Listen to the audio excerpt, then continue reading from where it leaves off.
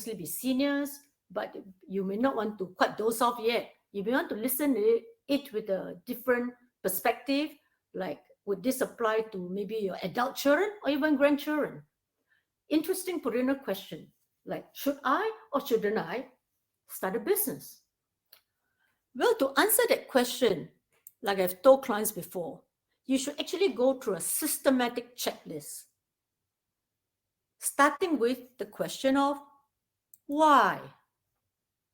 The first thing to ask yourself is why? Why do you think you would like to start a business? The why is very important. If, for instance, you are unfortunate enough to be laid off and you think, okay, I'm laid off, might as well start a business. Well, that's not a good enough reason, as you will find out. It may be the push you need, but if you're not prepared and you are going to business just because you're laid off, it's not a good way to start your business. Worse than that is if you're a disgruntled employee. Believe me, I've been there, done that. Ask anybody who has started a business. Being an employee is easy compared to trying to run your own business. So if you are wanting to be in your own business, be your own boss, because you're disgruntled as an employee, I don't think the odds of success is very high.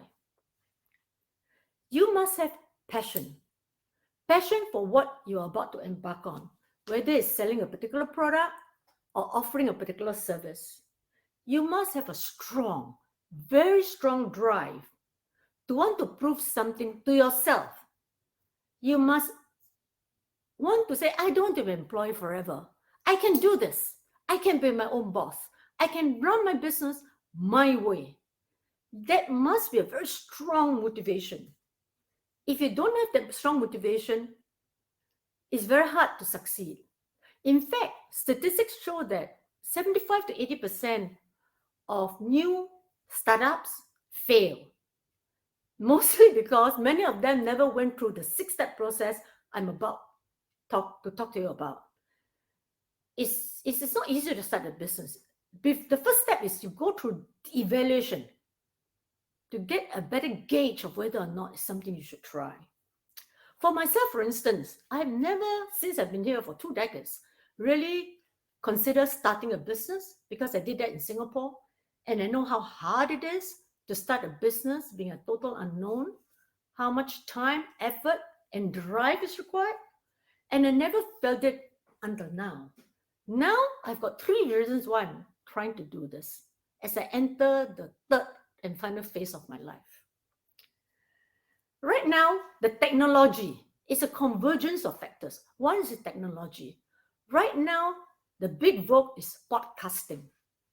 You can do things online. You can market your goods and services online, which is a very big savings from having to operate a physical store. That's number one, the technology. Number 2 is the question of longevity. I believe I've been blessed, looking at my parents, with longevity genes. But it takes more than genetics to become a centurion. I've been doing lots of research in the past year or 2 about how to stay healthy and how to be a centurion. And almost everybody say, to be a centurion, one of the key factors is you must have a purpose. You must wake up in the morning with a mission of some sort. So I decided that God has blessed me all these years with good health, and I make a pact with God. If God were to continue to bless me with good health and longevity, I will pay it forward by helping others. So I'm now going to do monthly podcasts covering all kinds of topics for whoever wants to come and listen to it, and hopefully they benefit from it. So that's answer to my first question. Why? Why am I starting out a new business at this stage of my life? Now that you have figured out your why, the next question is to ask yourself,